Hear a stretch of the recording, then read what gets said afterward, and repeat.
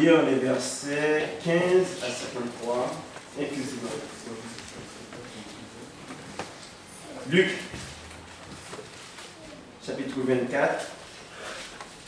Nous allons lire les versets 15 à 53 inclusivement. Pour ceux qui ont la version 8 secondes, c'est la page 1058.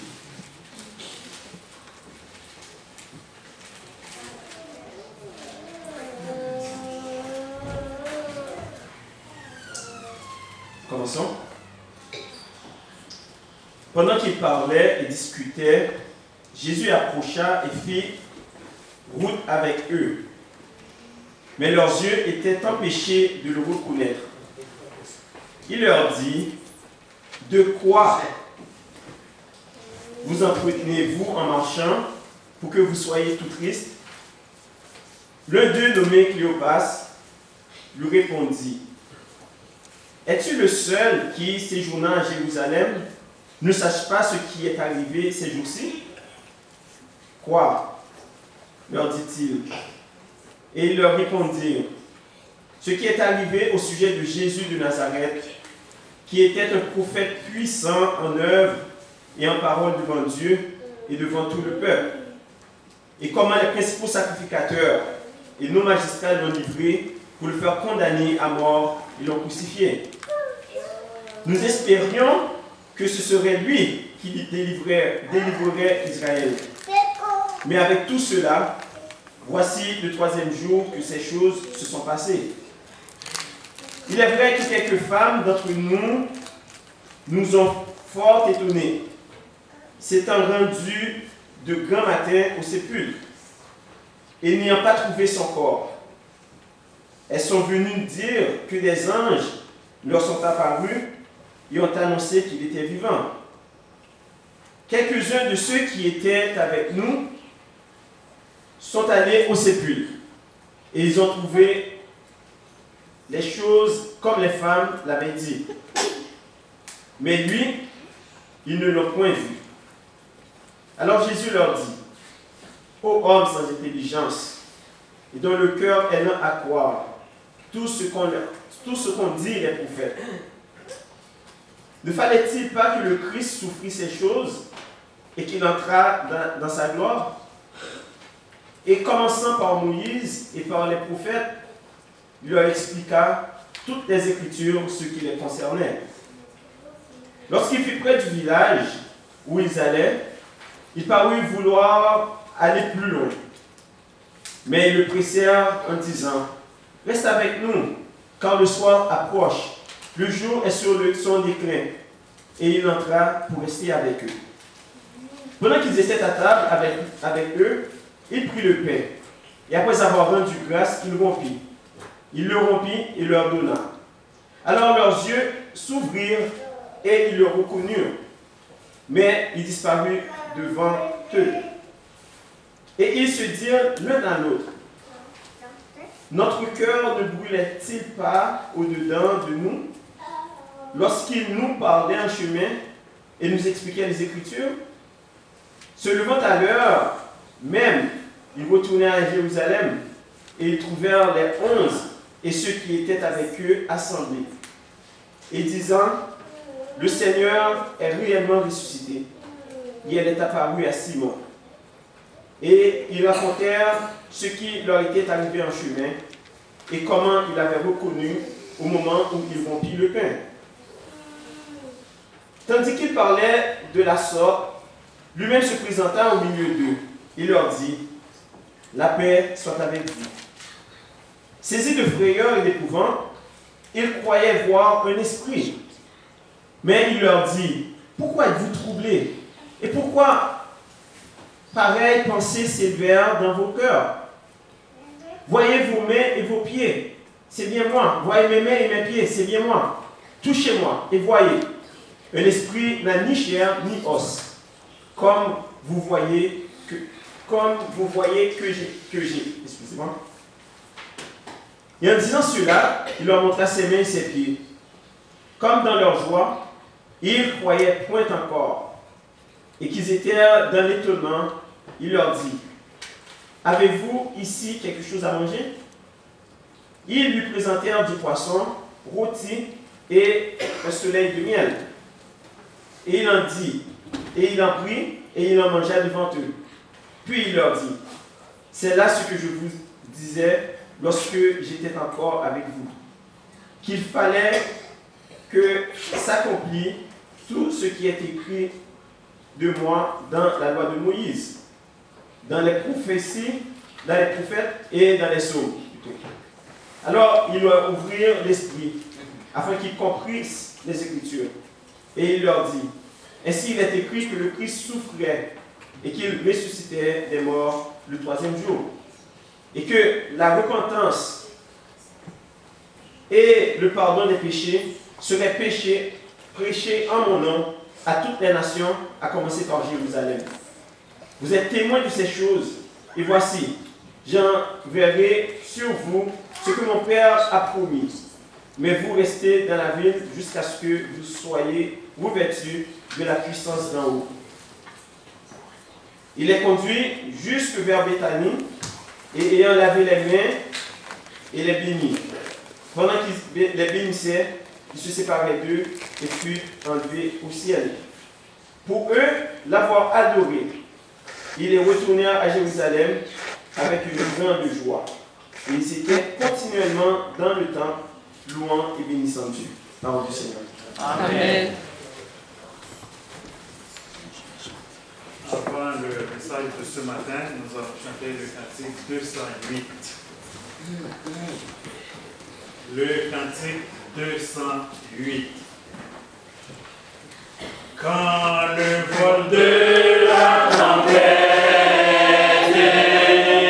vient assombrir dans le ciel bleu, au lieu de laisser la terre, comme les bienfaits de Dieu, comme les bienfaits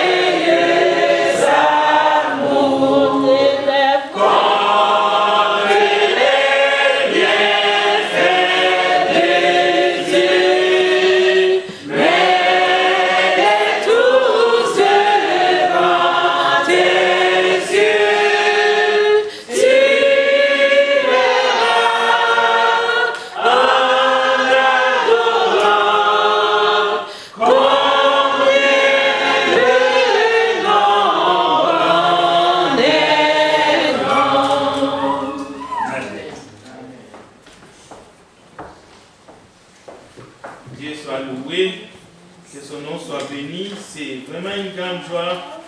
Et nous avons toutes les raisons pour être dans la joie à cause de tout ce qu'il fait, dans tout ce qu'il a fait en Jésus-Christ pour nous, lui qui est mort sur la croix pour nos péchés. Et j'aimerais mentionner que nous allons avoir justement le privilège, comme il est écrit, il y a de la joie dans les ciels et sur la terre. Aujourd'hui, ça sera pour la première fois que nous allons participer à la table du Seigneur avec notre frère Enoch Vidoudou, qui s'est baptisé le dimanche passé. Je vais lui demander de se mettre debout pour que vous puissiez les voir. Donc, c'est notre nouveau frère, asseyez-vous. Donc, étant donné que nous allons participer à la table pour la première fois avec lui, donc, je demande à toute l'Assemblée, comme nous avons l'habitude de faire, de prendre en considération ces faits, de prier, parce que la Bible dit que l'Église, c'est le corps du Christ et c'est la vérité. Nous avons la responsabilité justement de l'accompagner dans sa nouvelle vie dans les Seigneurs comme nous le sommes. Mais encore, nous allons avoir un service de baptême. C'est Dudley qui a pris justement, qui a pris la décision de saisir la grâce de Dieu, et ce service se fera après le culte. Pour ceux qui peuvent rester, c'est un moment solennel. Je vais demander à Dudley de se mettre debout. J'ai eu ce message ce matin et nous allons le faire parce que c'est le moment que Dieu a choisi d'ajouter les frères Dudley à son église qui est le corps de Christ. Asseyez-vous. Donc, si vous pouvez rester, pour que nous puissions partager ces moments de joie ensemble, vous pouvez rester aussi, mais ça se fera après le culte. Chers bien-aimés, si nous sommes ici ce matin, c'est parce que le Seigneur a bien voulu nous transmettre sa parole. Et sa parole, c'est sa grâce.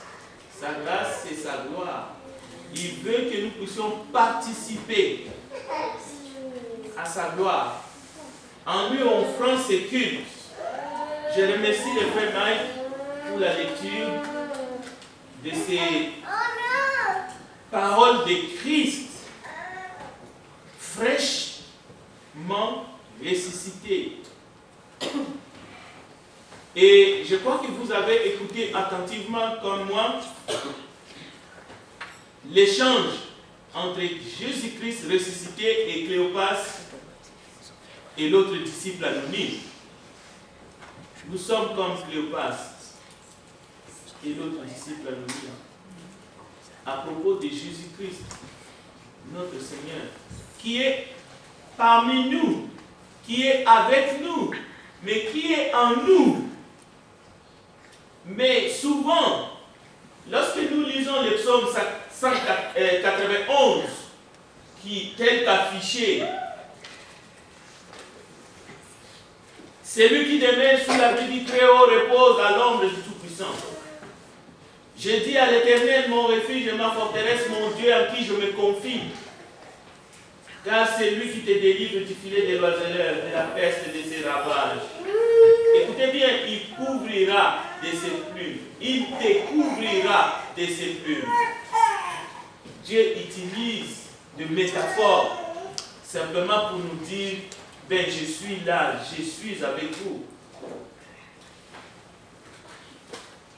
Il te couvrira de ses plumes et tu trouveras un refuge sous ses ailes.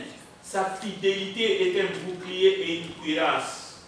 Tu ne craindras ni le terreur de la nuit, ni la flèche qui vole les jours, ni la peste, la maladie qui marche dans les ténèbres, ni la contagion qui frappe en plein midi. Écoutez, que 1000 tombent à ton côté, 10 000 à ta droite, tu ne seras pas atteint. De tes yeux seulement tu regarderas et tu verras la rétribution des méchants.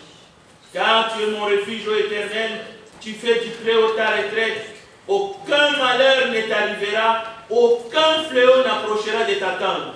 Car il ordonnera à ses anges de te garder dans toutes tes voies. Ils te porteront sur les mains, de peur que ton pied ne heurte contre une pierre. puisqu'il m'aime, je les délivrerai. Je les protégerai puisqu'il connaît mon nom. Il m'invoquera et je lui répondrai. Je serai avec lui dans la détresse. Je les délivrerai et je les glorifierai. Je les rassasierai de longs jours et je lui ferai voir mon salut. Avant d'aller plus loin, même si la réalité tout autour de nous, même si nous disons que Christ est ici, saisissez sa main, c'est aujourd'hui le jour de la grâce. Comme notre bien-aimé Dodi a décidé de faire. Mais très souvent, nous sommes comme Cléopas et son ami, l'autre disciple anonyme, sur le chemin d'Emmaüs. Jésus faisait route avec eux, mais il ne les reconnaissait pas. Jusqu'au moment où il a rompu le pain et il a disparu. Mais Jésus va se présenter encore au milieu d'eux. Ils étaient tous ensemble. Jésus va leur dire, c'est moi, regardez mes mains, c'est bien moi, je ne suis pas un esprit. En d'autres, il voulait leur dire quoi ils ont. Mais la même chose aujourd'hui, cette prophétie messianique, lorsque nous la lisons, lorsque nous regardons la réalité autour de nous et en nous, il nous arrive parfois de dire où est le Seigneur. Seigneur, où es-tu? Comment ça se fait que moi, je me sens autant mal? Dans mon lit, je me sens tellement mal. Oui, nous sommes comme Cléopas. Mais écoutez, cette réalité physique ne doit pas devenir un voile. Nous devons contempler les réalités spirituelles, comme nous venons de les chanter, justement avec ces beaux cantiques que le frère a choisi. Comptez les bienfaits de Dieu. Comptez les bienfaits de Dieu. Cléopas et les disciples anonymes, ils ont oublié. Ils n'ont pas tout compté. Mais il dit, nous avons cru, on espérait que c'est lui qui délivrera Israël. Mais regardez, quelques femmes, c'est vrai, ils se sont levés, ils ont dit que les anges leur ont apparu. Donc ils étaient toujours dans les qu'est-ce que c'est? Cléopas et les disciples anonymes étaient toujours dans les... Et ils ont dit, mais Jésus, ô homme, prions le Seigneur. Nous te bénissons, notre Dieu, toi qui nous connais et qui veux que nous puissions mettre toute notre confiance à l'œuvre de Christ à Golgotha. Nous te demandons, faites-nous du bien ce matin, remplis-nous par ton esprit, Seigneur. Fais que nous puissions vivre pour toi, parce que toi tu as donné ta vie, pour que nous puissions nous réconcilier avec le Père. Gloire et louange à toi, Seigneur. Merci de nous donner la foi qui voit l'invisible. Merci, Seigneur, de renforcer justement notre foi ce matin encore. Nous te prions pas seulement pour nous, mais pour tous les enfants de Dieu partout dans le monde, mais aussi pour tous ceux qui veulent justement te suivre dans les chemins de la foi. Merci pour ta parole ce matin. Nous te le demandons, Père, au nom de Jésus-Christ, notre Sauveur. Amen. Amen. À la croix, la parole nous dit clairement, de manière directe, que Jésus a accompli sur la croix sa mission, qui était de venir nous sauver de nos péchés. Et c'est lui-même qui dit que tout a été accompli. Et nous avons plusieurs promesses, plusieurs prophéties au sujet de Jésus. Nous pouvons relever quelques-uns si nous aurions le temps. Et dans les Écritures, nous trouvons leur accomplissement. Tel que la prophétie que nous avons dans Zacharie chapitre 9 Sois transporté d'allégresse, fille de Sion, pousse des cris de joie, fille de Jérusalem. Voici ton roi, vient à toi. Il est juste et victorieux. Il est humble et monté sur un âne. Sur un âne, le petit dynanès. L'accomplissement a eu lieu. Nous avons les écritures, les textes de Jean 12 à 15, où Jésus trouva un anneau et s'assit dessus, selon ce qui est écrit. Ne crains point, fille de Sion, voici ton roi vient, assis sur le petit dynanès. C'est-à-dire, cette prophétie de Zacharie a déjà été accomplie lorsque Jésus montait sur le petit dynanès à Jérusalem. Imaginez, il y a de cela maintenant plus de 2000 ans passés, que cette prophétie a été accomplie. Et lui, il est le victorieux, comme il est écrit dans Zacharie. Un autre exemple de prophétie que nous connaissons par cœur, c'est Isaïe 53, verset 3. Méprisé et abandonné des hommes de douleur et habitués à la souffrance, semblable à celui dont on détourne le visage, nous l'avons dédaigné. Nous n'avons fait de lui aucun cas. Cette prophétie, Ésaïe n'est plus, mais c'était un instrument que Dieu a utilisé pour que le monde, le peuple de tous les temps, y compris nous, que nous puissions avoir connaissance de cette prophétie. Les Christ n'étaient pas encore entrés dans ce monde. Mais lorsque nous lisons dans Jean chapitre 1, versets 10 à 11, nous pouvons aller voir que l'évangéliste, déjà inspiré par le Saint-Esprit, décrit l'accomplissement de cette prophétie. Elle était venue dans le monde, elle, la parole, et le monde a été fait par elle, et le monde ne l'a point connue. Elle est venue chez les siens, et les siens ne l'ont pas connue. Et ainsi de suite, on peut continuer. Il y a d'autres exemples comme ça, des prophéties messianiques, des prophéties qui traitent la venue de Jésus, et il y a l'accomplissement. Alors, tout cela, c'est pour que nous puissions comprendre les vérités spirituelles dont nous avons commencé à étudier depuis le mercredi. Je vais revenir sur le texte de Romains chapitre 8, verset 18, parce qu'il y a des questions qui me sont arrivées. Écoutez, lorsque la parole déclare au verset 22, or, nous savons que jusqu'à ce jour, la création tout entière soupire et souffre les douleurs de l'enfantement. Et ce n'est pas elle seulement, mais nous aussi. Nous aussi. Et n'oubliez pas, celui qui écrit, c'est lui qui est inspiré, y compris, au fait, l'époque, les temps que la lettre de Paul aux Romains a été écrite. Eh bien, les paroles s'adressent d'abord à ceux qui sont dans les Seigneurs, mais qui traversent des moments difficiles, des moments de persécution. Mais il fallait qu'ils soient fortifiés à Rome, où ils étaient. Parce que le pouvoir de l'iniquité agissait. Les chrétiens étaient persécutés. Écoutez, nous aussi, nous soupirons en nous-mêmes, en attendant la rédemption de notre corps. C'est ici que nous voulons apporter une précision. Nous voulons comprendre c'est quoi la rédemption de notre corps.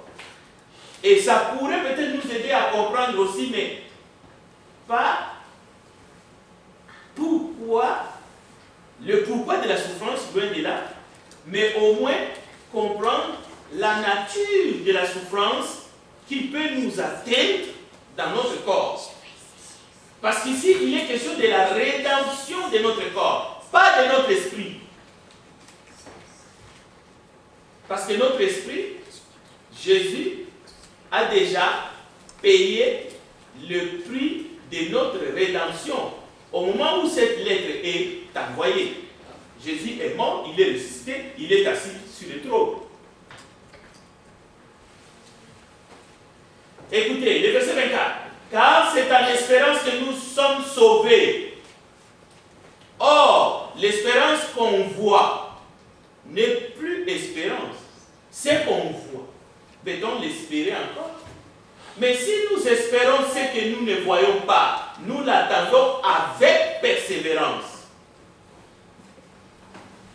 La persévérance, c'est quelque chose. L'espérance en est une autre. Mais, si nous espérons ce que nous ne voyons pas, nous l'attendons avec persévérance, qu'est-ce que cela veut dire? Le verset 26 explique. C'est pour cela qu'il est toujours bien de savoir que la parole de Dieu s'interprète elle-même. Aller chercher des interprétations en dehors de la parole de Dieu, c'est se perdre. Restez focus. Concentrez-vous sur les Écritures. Vous trouverez la réponse. L'Esprit va vous donner justement ce que vous avez besoin pour comprendre les réalités spirituelles et pour vivre pleinement dans la foi. Écoutez le verset 26. De même aussi, l'Esprit nous aide dans notre faiblesse, pendant que nous attendons la rédemption de notre corps, comme nous avons l'habitude de le dire et avec raison. Oui, quand nous disons la chair est faible, c'est l'Esprit qui est bien disposé. Mais écoutez, cette chair-là fait allusion aussi au corps. Justement, à ces corps-là qui attendent la rédemption. Oui. Bien sûr qu'il y a les appétits de la chair. Oui. Bien sûr. Alors, continuons. De même aussi, l'Esprit nous aide dans notre faiblesse, car nous ne savons pas ce qu'il nous convient de demander dans nos prières, même dans ces niveaux-là, dans les cas de prière. L'Esprit est là, il nous aide. Mais l'Esprit lui-même intercède par l'Esprit inexprimable. Et l'Esprit, c'est lui qui sonde le cœur, connaît quelle est la pensée de l'Esprit, parce que c'est selon Dieu qu'il intercède en faveur des saints. Nous savons du reste que toute chose concourt au bien de ceux qui aiment Dieu, toutes choses. Et de ceux qui sont appelés selon ce. Maintenant, on peut se poser des questions pour comprendre la notion de la rédemption du corps, de notre corps. Pour comprendre ça, la rédemption de notre corps, il faut comprendre déjà l'œuvre de l'Esprit de Dieu en nous. Parce que l'Esprit est supérieur. Et il nous aide. À combien de pourcents en Christ sommes-nous prédestinés? J'ai bien dit en Christ, parce que c'est dans les textes. Je vais l'afficher. Ceux qu'il a connus d'avance, il les a aussi prédestinés à être semblables à l'image de son Fils, afin que son Fils fût le premier-né entre plusieurs frères.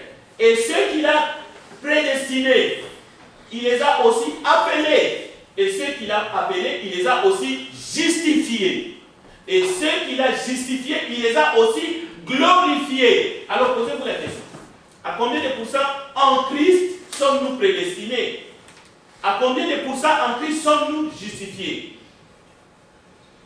À combien de pourcents en Christ sommes-nous affranchis du péché, de la condamnation? L'œuvre de Christ nous a affranchis à combien de pourcentage? 100%? 98%? 99%? Nous sommes justifiés par lui. À combien de pourcents? Maintenant même, au moment où nous parlons.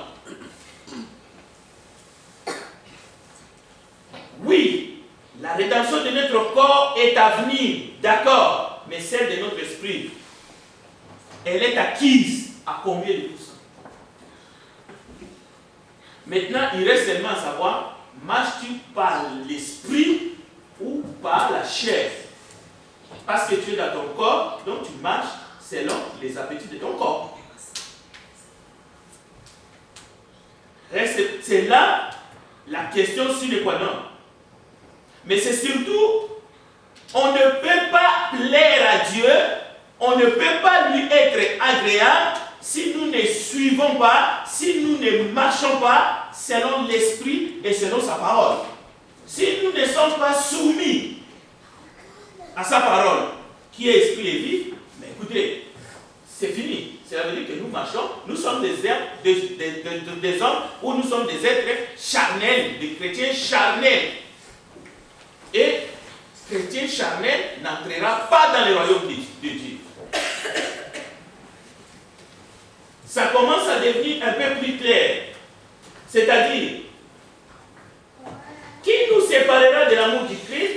La réponse, c'est toujours parce que, en dépit de la rédemption du corps qui est à venir, notre esprit est déjà au-delà, de l'autre côté. Cela veut dire qu'il n'y a rien qui peut nous tirer vers le bas pour que nous puissions demeurer dans le bas-fond et de vivre selon les appétits de la chair. Nous ne pouvons plus être dominés par la chair si nous sommes en Christ. Nous allons toujours marcher. C'est pour cela qu'il nous donne son Saint-Esprit, justement les jours de notre rédemption. Car j'ai l'assurance que ni la mort, ni la vie, ni les anges, ni les dominations, ni les choses présentes, ni les choses à venir, ni les puissances, ni la hauteur, ni la profondeur, ni aucune autre créature ne pourra nous séparer de l'amour de Dieu manifesté en Jésus-Christ. Donc, ce que nous voulions comprendre en attendant la résurrection du corps, parce que celui de l'esprit s'est fait lorsque nous mourons et ressuscitons avec le Christ à travers les eaux du baptême, les jours de notre rédemption, les jours de notre nouvelle naissance. Et c'est ça qui domine tout. Maintenant, la rédemption ou la résurrection du corps, lorsque cela aura lieu, n'aura pas un impact quelconque. Parce que si ton esprit est cautérisé, oui, tu seras bénéficiaire de la résurrection du corps. Parce que nous serons tous ressuscités. Mais les uns pour le jugement et la perdition éternelle, et les autres pour la vie éternelle avec le Seigneur au siècle des siècles. Donc, la rédemption du corps, ce n'est pas quelque chose qu'il faut mettre au niveau de notre vie spirituelle ou de notre victoire en Christ. Non, ça, c'est un moyen pour que nous puissions passer par les jugements. Oui, la création soupire, mais il y aura un nouveau monde, il y aura des nouveaux cieux et une nouvelle terre. Donc, ça ne sera pas celui-là. Celui-là va passer en fracas. Celui-là va être consumé. Les cieux que vous voyez et justement cette planète Terre, belle qu'elle soit, la Bible dit, c'est Pierre qui le dit, ça sera consumé. Donc, Christ a bel et bien vaincu. Il a déjà vaincu la mort. Je dis déjà vaincu la mort. Il a déjà vaincu Satan, qui est notre adversaire à nous, qui est notre ennemi. Et la preuve de cette victoire, c'est que Christ est ressuscité. Écoutez comment est-ce qu'il parle à Cléopas. Cléopas, c'est bien moi. Regardez, c'est bien moi. Mais eux, ils ne pouvaient pas les voir. Ils ne pouvaient pas encore savoir que c'est lui, sur le chemin d'Emmaüs. Jusqu'au moment où il a rompu le pain, il a disparu. Mais il va revenir encore. Donc le problème est là. Parce que Jésus-Christ est vivant et qu'il est ressuscité, donc il a vaincu la mort. Maintenant, j'avais bien insisté, peu importe les gens qui meurent aujourd'hui, et nous allons mourir demain, si le Seigneur ne revient pas, ce n'est pas un problème. Cela ne remet pas en question ou en cause, cela ne retarde rien. Notre adoption est à 100%. Nous avons été adoptés. nous avons été régénérés en Christ à 100%. Nous sommes passés de la mort à la vie par obéissance à l'évangile à 100%. Donc nous sommes nés d'eau et d'esprit. Maintenant, il y a toujours des questions quant à la rédemption de notre corps, évidemment. La malédiction du péché qui nous condamnait, l'acte de l'ordonnance qui nous accablait, qui nous condamnait à mort éternellement, c'est la mort spirituelle dont il est question, a été déchirée. Oui, Christ l'a déchirée sur la croix. Cela veut dire, c'est fini. Et d'ailleurs, savez-vous que Adam, avant de pécher, avait déjà connaissance de la mort? Parce que lorsque le Seigneur lui dit, si tu manges de ces fruits, tu mourras. Donc il avait la connaissance de la mort. C'est-à-dire la mort était là, mais Adam n'avait pas vécu, mais il avait la connaissance, parce que l'Éternel lui avait prévu que si tu fais ça, tu vas mourir. Alors maintenant, par la résurrection de Jésus, Jésus a anéanti la puissance de la mort. C'est-à-dire, quand vous voyez les gens mourir, Jésus a déjà anéanti. Je parle ici de la mort physique. La mort physique et la mort spirituelle, Jésus a anéanti. Parce qu'avant la résurrection de Jésus, avant que Jésus paye le prix de notre rédemption, quand les gens mouraient, ils allaient en prison. La mort physique entraînait automatiquement la séparation spirituelle avec Dieu qui était déjà un fait alors que les gens vivaient sur cette terre. Adam a vécu longtemps, mais il était coupé de Dieu. Il était vivant, mais mort spirituel. Imaginez maintenant, Christ n'est pas encore mort, il n'a pas encore payé le prix de notre rédemption. Mais Adam meurt, mais il est condamné toujours dans la séparation avec Dieu. C'est un mort spirituel qui meurt physiquement. Mais aujourd'hui aussi, il y a des gens qui meurent 2 fois. C'est-à-dire, il meurt physiquement, mais comme il est sans Christ, il est mort 2 fois spirituellement. Mais il était déjà un mort spirituel alors qu'il marchait sur les rues de Montréal. Mais attention, Jésus a répandu son sang. Cela veut dire, quand vous voyez quelqu'un marcher, ne dites pas celui-là, c'est un mort spirituel, il va aller en enfer. Vous ne savez pas. Parce que Jésus a répandu son sang pour lui. Il peut saisir la grâce de Dieu n'importe quand, et bien, il sera accueilli à bras ouverts. Il n'y a pas de discrimination. Comme notre jeune frère va le faire tout à l'heure. Cela veut dire que si hier tu le condamnais, si hier tu aurais eu tort. C'est comme les brigands sur la croix. Nous aurions eu tous tort en les voyant à côté. Il était à quelques minutes. Et bam! La lumière s'est allumée, il a vu la lumière, il a saisi la grâce de Dieu. Jésus lui a dit, je te le dis, aujourd'hui, tu seras avec moi dans le paradis. Et beaucoup de gens, beaucoup d'hommes et de femmes aimeraient justement que cela se produise comme ça pour eux. Ils attendent. Mais vous n'êtes pas crucifiés sur une croix. Et Jésus n'est pas sur une croix à côté de vous. Non, il vous dit aujourd'hui, si vous entendez sa voix, n'endurcissez pas votre cœur. Jésus-Christ est la résurrection et la vie. La Bible dit, heureux les morts en Christ. Paul avait crié, mais le dernier ennemi qui sera détruit, c'est la mort. Là, il est question seulement de l'arrêt. Nous venons de les voir. C'est un ennemi. Il sera détruit dans le sens qu'il ne sera plus. Jésus a vaincu la mort. Mais il va arriver, après le jugement dernier, que la mort ne sera plus. Ce n'est pas une question de vaincre. Ce n'est pas là la victoire de la mort. Non. La mort ne sera plus. Ou les deuils, les pleurs ne seront plus. Et les textes que je vous demande à lire à la maison, c'est Apocalypse 21.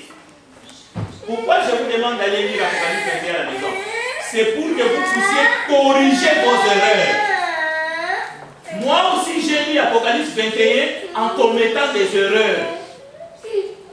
Mais vous pouvez lire cet Apocalypse 21 et corriger vos erreurs.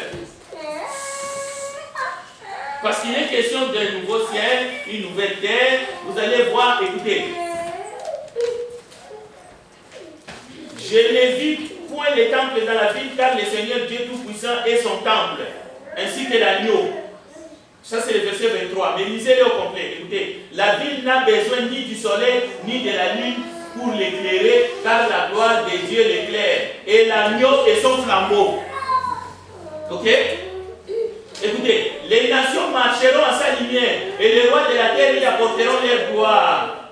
Ces portes ne se fermeront point le jour, car il n'y aura point de nuit. On y apportera la gloire et l'honneur des nations. Écoutez, il n'entrera chez elle rien qu'essuyé, ni personne qui se livre à l'abomination et au mensonge. Il n'entrera que ceux qui sont écrits dans les livres de vie de l'agneau. Aujourd'hui, quelqu'un va entrer dans le royaume de Dieu. Aujourd'hui, maintenant. Cela veut dire, si vous lisez Apocalypse avec erreur, vous allez croire que c'est lorsque Jésus viendra que les gens vont entrer dans le royaume. Non. Cela veut dire qu'aujourd'hui, vous marchez dans les ténèbres. Oui, vous marchez dans les ténèbres. Parce que Jésus ne... Non, ne lisez pas Apocalypse 21 avec erreur, mes bien-aimés. C'est un piège du malin. Oui, la Bible nous enseigne qu'un jour le diable sera jeté dans les temps des fées. Il n'y aura plus de pleurs, ni de deuil, la mort ne sera plus. Ok? Mais écoutez, Jésus, il y a de cela plus de 2000 ans, il a dit à une dame qui s'appelle Marthe, et il a répété à Marie la même chose. Parce que ces deux dames-là m'étonnent toujours. Les deux ont posé à Jésus la même question. Vous savez laquelle? Seigneur, si tu étais ici, mon frère ne serait pas mort. Là, c'était Marthe. Marthe est partie. Jésus lui dit, je suis la résurrection et la vie. Quiconque croit en moi, vivra quand même qu'il serait mort. Et quiconque croit en moi, ne mourra jamais. Cela veut dire la vérité que vous êtes en train de lire d'Apocalypse ici. Jésus l'a actualisé déjà de son vivant il y a de cela plus de 2000 ans. Lorsque les Écritures disent qu'il n'y aura plus de deuil, qu'il n'y aura plus... Ne prenez pas ça comme les deuils où il y a une mort physique. Parce que Jésus lui-même dit, allez-y dans les maisons de deuil. Non, ce sont des messages qu'il faut prendre spirituellement. Écoutez, Jésus, déjà au milieu de nous ce matin, si vous êtes en lui, nous venons de lire Psaume 91. Nous venons de lire Luc 24. Un long texte. Et Mike a lu. Et il faut les relire à la maison. Nous devons, les justes vivre par la foi. Cela veut dire que les bénédictions que Jean a vues, ok? Que Jean a vues dans sa vision apocalyptique. Mais Jésus nous l'a donné par sa mort et sa résurrection. Mais nous les vivons maintenant, comme les frères ont bien dit, spirituellement. Nous sommes enrichis. Nous vivons ces choses. Mais nous devons les confesser. Nous devons les confesser. Et nous devons les prêcher. Cela veut dire la sécurité aujourd'hui, maintenant, est en Christ. Le Christ est ton abri sûr au temps de la détresse. Amen. Si vous êtes en Christ, cela veut dire que vous êtes passé de la mort à la vie. Oui, il s'agit de la mort spirituelle à la vie spirituelle. Mais maintenant, la mort physique n'a plus d'emprise sur vous. Mais ça ne veut pas dire que vous allez vivre 200 ans. Non. La mort est là. C'est une réalité. Mais il faut les mettre dans son contexte. Mais pour celui qui est en Christ, il est hors de la tête. Il est dans un abri sûr. Les scorpions, vous marcherez sur les aspides, toutes ces choses-là, mais si vous êtes en Christ, les diables, ils peuvent essayer de tenter de vous jeter son venin, ils peuvent essayer de faire sa kermesse, comme ils faisaient avant que Jésus vienne sur la terre. Mais depuis que Jésus est venu sur la terre, pour ceux qui mettent en Jésus-Christ leur espérance, écoutez, c'est fini cette kermesse-là. Cette fête-là, comme on va voir les 31, non, ce n'est pas notre affaire. C'est pour cela. Si vous avez des questions sur la loupe, on peut répondre. Mais on ne va pas faire encore un sermon sur la loupe. On n'a pas le temps pour ça. On a des sujets qui sont comme ces sujets-là, que le frère a touché. Ça, ce sont des bons sujets. C'est pour ça que je les félicite. Donc, nous devons parler de Jésus. Nous devons parler de ses richesses. Nous allons parler des choses à venir. Nous devons parler de notre foi. Alors, ce matin, nous allons être encore témoins de la grâce de Dieu. Et je vous demande, pour ceux qui peuvent rester, de rester avec nous à la fin de ce culte. Que Dieu bénisse sa part. Amen. Chantons et nous allons prier pour ceux qui veulent donner leur cœur à Dieu. Nous allons nous mettre en debout en chantant le cantique 69.